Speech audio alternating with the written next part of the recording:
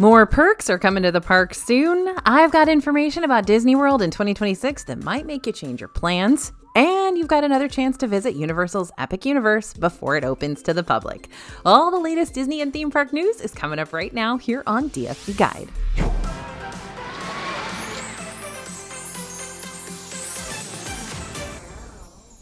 Hey everybody, it's AJ for Disney Food Blog, and even though it might only be April 2025, it's time to talk about Disney World in 2026. I hope you're ready. This week, Disney announced that many of our favorite hotel perks are returning in 2026. So if you're planning a trip for next year, listen up. Here are all the hotel perks you're going to receive if you decide to stay at a Disney World hotel. First, free dining plan for kids. So this popular perk will apply to kids ages 3 to 9 when purchasing a dining plan as part of your package or hotel stay for the other members of the party, ages 10 and up. The best part about this offer is that it can be combined with other special offers like your hotel stay, getting discounts on that, or discounts on tickets or packages may be eligible to combine with the free dining offer for kids. So that's a huge deal. Also continuing through 2026, Disney World hotel guests will enjoy more time in the parks with 30 minutes of early theme park entry every day at all 4 parks. Additionally, Disney World hotel guests staying at a deluxe or deluxe villa will also continue to have access to extended evening hours at select theme parks on certain days. Of course, Disney World transportation is free to anyone, but Disney World hotel guests who prefer to drive themselves around Disney World will also enjoy free standard parking at hotels, theme parks, and water parks. Early access to advanced dining reservations is another returning perk. While everyone, including day visitors, can make advanced dining reservations at 60 days out, Disney World hotel guests are able to make reservations beginning 60 days out from the day of check-in and then up to 10 days out through their hotel stay. So you get to make those reservations for 10 full days of your stay as soon as your first day is 60 days out. Purchases for Disney World's Lightning Lane Multi-Pass and Single Pass to help you skip the standby line for your entire stay will continue to be available to Disney World hotel guests as early as 7 days in advance of your first day's visit. Day visitors not staying at a Disney World hotel will be able to make purchases as early as 3 days in advance of their visit. Anyone staying at a Disney World hotel will also have access to one of Disney World's newest perks to hit the scene. On check-in day, each person on the hotel reservation will be treated to a free water park ticket, subject to availability. However, this one has changed a little bit. In 2025, this perk was available all year. In 2026, Disney is switching to only summer availability. Now, Disney hasn't shared what those dates are just yet, so be sure to join our newsletter and we'll get you that information as soon as it's released. Bookings for Disney World vacations in 2026 are available now for travel dates through October 2026. Disney has noted that if your 2026 Disney World trip falls sometime in November and December, bookings for those 2 months will become available at a later date. And speaking of Disney World, next year, they've released their ticket prices for Disney World for January through October of next year. You can now book a Disney World vacation package that includes tickets and a hotel stay through October 31st, 2026. You can get your reservations made and start planning with a $200 minimum deposit, with the rest due closer to your vacation. Disney World uses dynamic pricing, which is a quick way of saying that ticket prices vary by day and what park you're going to. So it's basically surge pricing, right? Like you see on Uber and Lyft. The most expensive days are the ones Disney expects to be the most in demand and the most crowded. And the least expensive days, well, the opposite. You can probably expect fewer crowds on those days. For the first 10 months of 2026, the cheapest days at the cheapest park, yep, it's always Animal Kingdom, are $119 per ticket. And the most expensive days at the most expensive park, yep, always Magic Kingdom, are $199 per ticket. But most of the days are going to fall somewhere in the middle and run you in the $145 to $175 range.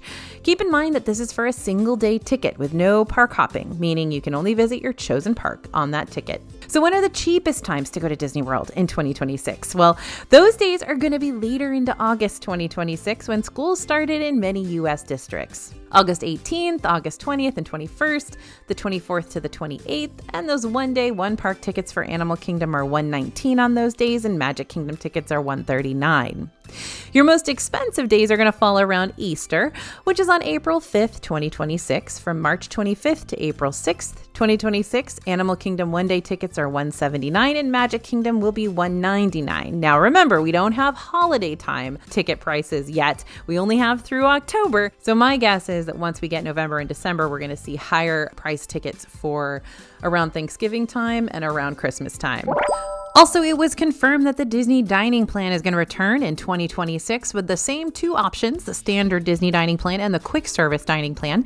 The two plans come with different types of credits per person, so you'll choose which one you want based on your needs. So what will all that cost you in 2026? Here's the pricing for next year.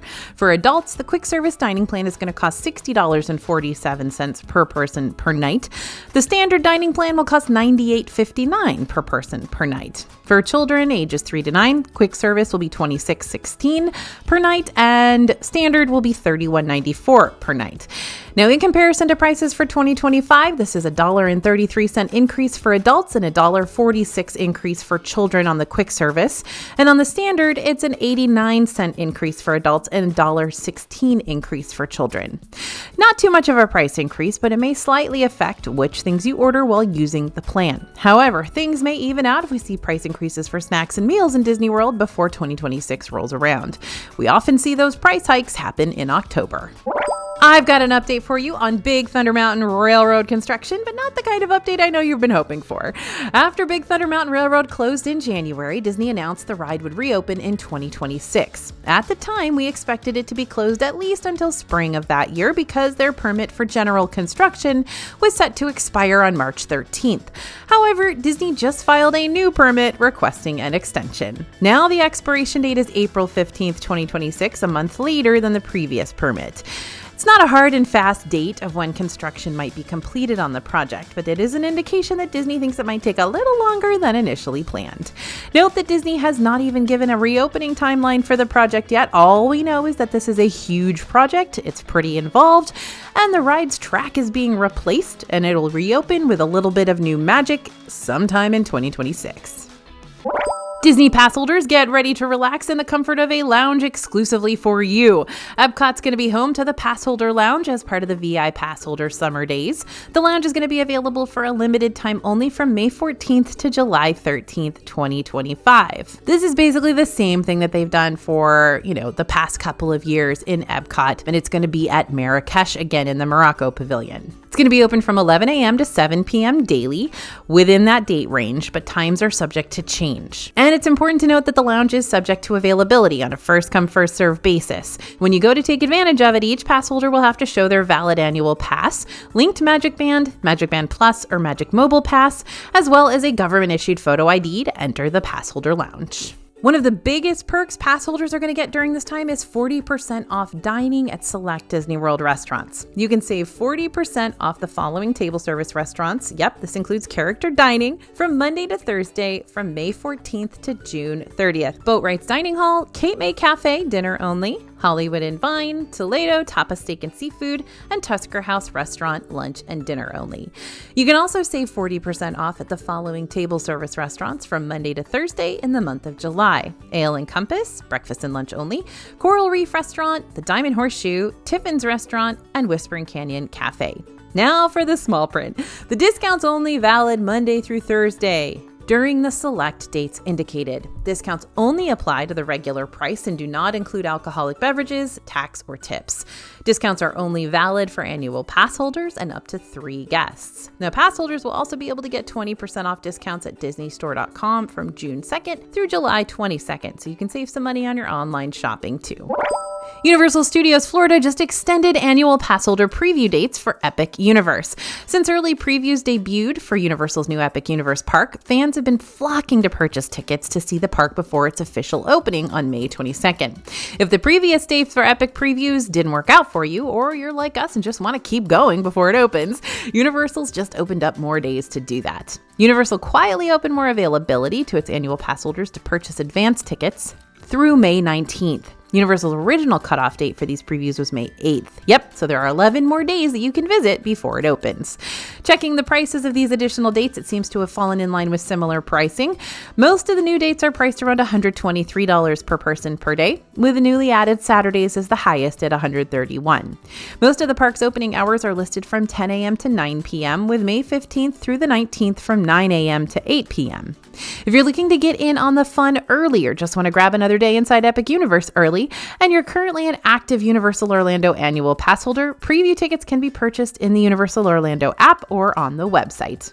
Tickets are limited to one per pass holder per preview date, so this means you can purchase multiple dates if you wish. Disney Cruise Line just gave us a sneak peek at one of the newer cruise ships coming.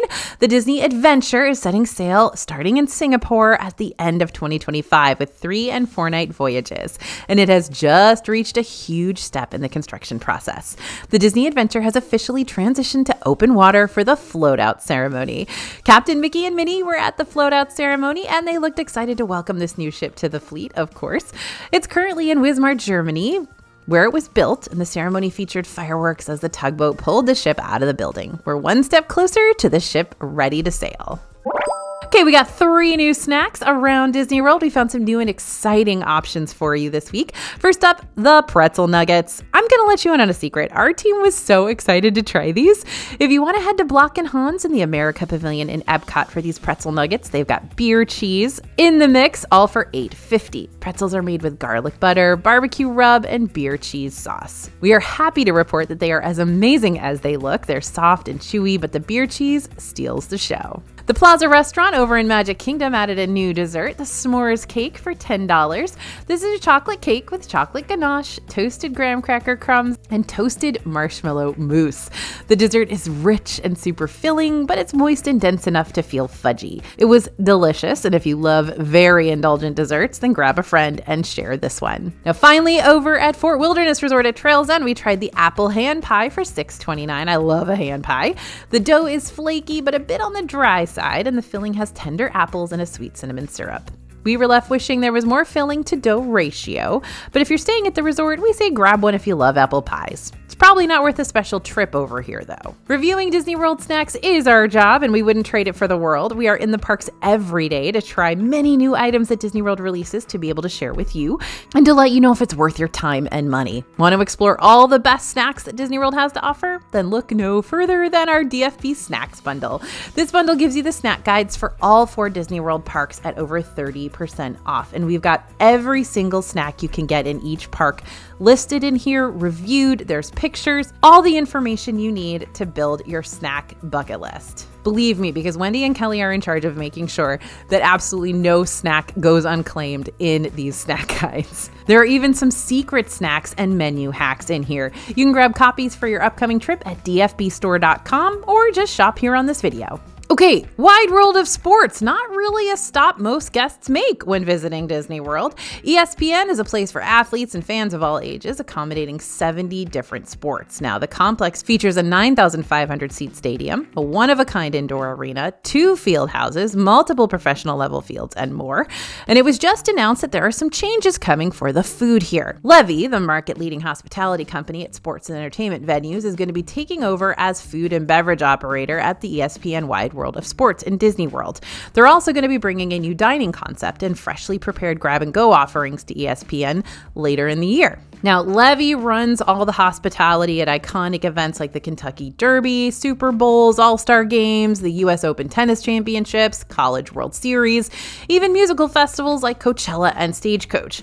Levy's already made its mark at Disney World, running 2 award-winning restaurants located in Disney Springs, Paddlefish and Terralina. And they're going to be making a great addition to ESPN Wide World of Sports. Their resume speaks for itself, so we're excited to see what happens. They'll be taking over operation this summer. Okay, bubbly barrel time. This is a snack stand located in the Donkey Kong Country section of Super Nintendo World at Epic Universe. It serves one thing and one thing only, at least for now. And we'll wait to see what ends up happening once Epic Universe is officially open. But you can go over there and grab the DK Crush Float for $18.99 right this minute. It's a hefty price, but it does come in a souvenir Donkey Kong barrel cup, so it's like a snack and a souvenir all in one. This drink is made with Dole Whip banana cream with sprinkles, chocolate pieces, and caramel popcorn in a waffle bowl, served on top of a cup of pineapple Fanta soda. So this is shockingly delicious, not to mention adorable. It's perfectly themed for the land, and not only that, it's pretty tasty. Essentially a banana pineapple Dole Whip float, and we loved it. As the Dole Whip melts, it goes into the soda, and it gets creamy and tangy and delicious. delicious. The textures, the crunchiness of the caramel corn and the chocolate, and the tanginess of the pineapple with the sweetness of the banana go pretty well together, shockingly. It's adorable with the souvenir mug, and even if you don't get the souvenir mug, it still comes with an amazing Donkey Kong spoon. Very cute, aesthetic, tasty. We also stopped by Atlantic and Celestial Park to see what was cooking and to help you decide if this is a spot you'll want to grab a reservation for on your trip. So this restaurant features all glass paneling that looks out into the rest of the park, offering stunning views from any seat. You're going to find lots of seafood options on this menu, and it's not a large menu to begin with, so if you've got pickier eaters who also don't eat fish or shellfish, this may be a tough restaurant for them. First up, we grabbed the sweet and spicy shrimp for $16. This was really good when it came to taste, but we were disappointed in the size of the dish. We're used to shrimp dishes being just a little bit larger, especially for $16, but these were perfectly crispy. We love the Thai sweet chili sauce, which gave it a bit of a kick. And we get it again, but would love to see the price drop $1 or $2 or get a few more pieces of shrimp. We also grabbed the sea bass for $44. This dish comes with carrot mochi, sugar snap peas, lemongrass broth, and star fruit. Tasted really fresh, and the lemongrass broth was our favorite part. The star fruit served with it was good, but it wasn't anything spectacular, and that's really where we stand with this dish. It's not bad, it's not fantastic, it's just meh, and for $44, it's not really worth meh. For dessert, we got the Landlubber Snickerdoodle Loot for $11. This is a snickerdoodle cake with a cookie butter ganache and Biscoff sand. Not only was this adorable, it was delicious too. All those flavors blended together really well to create a sweet treat that fits perfectly with the restaurant's theme. Truly, we think the presentation here really stood out, and we would totally come back to grab this. To drink, we picked up the Northern Lights Martini for $17, which was fantastic. It's made with Beluga Noble vodka, Pellini limoncello, Fair and Dry curacao, lemon juice, simple syrup, butterfly pea blossom ice sphere, and gold luster dust. We loved the celestial vibe of this one. It's a beautiful drink from the purple coloring and the gold dust, and while this one wasn't sweet, it was very refreshing. Not bitter or dry, and that butterfly pea blossom ice sphere really packs a punch in a good way. We would absolutely get it again. Overall, we think this restaurant has nothing wrong with it in the slightest, but we do think the portion sizes could use a little work, and the pricing is higher than what we anticipated for the type of food you get. We're looking forward to trying more on the menu here and seeing how it continues to grow and change. So if you're headed to Disney World this weekend, I got a word of warning. The parks could be a little packed. So why is this weekend going to be so busy? Well, a lot is happening in Disney World this weekend. First up, the All-Star Cheerleading Worlds event will be held from April 26th through April 29th at ESPN Wide World of Sports. This brings a lot of folks to the resort and the parks and the hotels. So you'll certainly see cheerleading crowds if you're staying at Disney's All-Star Resorts, because that's generally where the competitors and their families stay too. You'll probably also hear a lot of them practicing if you're staying at those hotels, so those early morning cheer sessions can really get ya. But that's not the only big thing happening this weekend. Dapper Day will happen on April 26th in Epcot and April 27th in Magic Kingdom, so those parks will be full of people dressed to the nines. These events are also usually pretty big, so you could expect to see more folks than usual. But there's more. Over in Epcot, 98 Degrees will be performing at the Epcot Flower and Garden Festival for the Garden Rocks concert series on April 27th and 28th. It's almost a sure bet that these concerts are going to be huge, so Epcot's going to be extra busy. So if you're headed to Disney World this weekend, be sure to pack some extra patience and plan for crowded parks and even crowded hotels in some cases. Blizzard Beach Water Park will be closing on May 1st, but not for long. It will be reopening shortly after that on May 21st, when both water parks will be open for the summer, which will be great for those who want to take advantage of the free water park perk. And I'm sorry to remind you that Muppets Courtyard in Hollywood Studios will be closing to make way for a new Monsters Inc. themed land, and the first thing set to close is Mama Melrose's Ristorante Italiano. It'll be closing on May 11th, meaning your last chance to dine here will be May 10th. Mama Melrose's will be the first closure in Muppets Courtyard. Muppet Vision 3D and Pizza Rizzo will close on June 7th, while all the Muppets Courtyard will be closed off with construction walls on June 8th.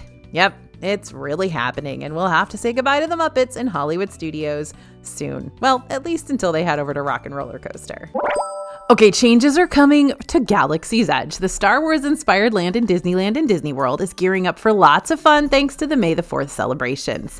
Now, a special experience in both parks is changing for a limited time. In Hollywood Studios and Disneyland Park, you can find Savi's Workshop. At Savi's, you can get instruction from gatherers, where they teach you how to hand build your own lightsaber. Inside the workshop, lightsaber pieces, kyber crystals, and tales of the Force and the Jedi are told by the gatherers, and they'll provide the tools you need to build your own saber. It's a popular experience, very expensive, requires reservations, and is available in both parks on either coast. Now, there's quite a bit of customization involved, but one of the biggest parts is choosing the theme of your hilt. There are 4 different hilts to choose from until now. Disney's announced that for May the 4th in both parks, guests heading to the shop can now select a brand new hilt theme, reclaimed and reforged. This new lightsaber hilt theme is available on May the 4th and will only be around while supplies last. The latest Disney Loungefly collaboration celebrates the 15th anniversary of Tangled with a new collection featuring iconic characters from the film. You've got Rapunzel, Flynn Rider, and Pascal. First up, we got the classic Loungefly featuring Rapunzel and Pascal, along with a large pile of books. The bag features adjustable shoulder straps, a front zipper pocket, an enamel zipper charm, side drop pockets, and shiny gold hardware. The Loungefly celebrates one of the most romantic scenes in any Disney film, Flynn and Rapunzel sailing through the Lantern Festival. In addition to the typical Loungefly accoutrement, the bag features LED lights to allow the lanterns to glow. If you want to celebrate the Lantern Festival in a bit more understated way, there's also this drawstring bag which captures the design essence of the lantern, complete with the same decorative details. The next piece recreates the Snuggly Duckling sign in intricate faux wood design detail. I love this one. Bonus points if you wear this while visiting the real Snuggly Duckling at Tokyo Disney Sea's Fantasy Springs. And finally, this wristlet features Pascal backed by a belt of flowers and comes equipped with faux leather construction. It has a detachable wrist strap, zippered closure, shiny gold hardware, 7-card slot, die-cut ID window, and coordinating inside lining. If you're a Tangled fan, you should hop over to Loungefly's website ASAP to check out the exclusive collection. Okay, that's what we've got for you for latest news today. Don't forget to sign up for our newsletter. It's completely free. Follow us on social media as well. Oh, by the way, if you want to sign up for the newsletter, you can do it at the link in the description below. Please sign up. Like I said, it's free. We get you all the latest news. Everything goes straight to our newsletter subscribers first, and you get it as soon as we hear about it. So thanks for listening, everyone. Thanks for watching. Have an awesome Saturday or Sunday or whatever day you're watching this. As always, I'm AJ for Disney Food Blog, and we'll see you real soon.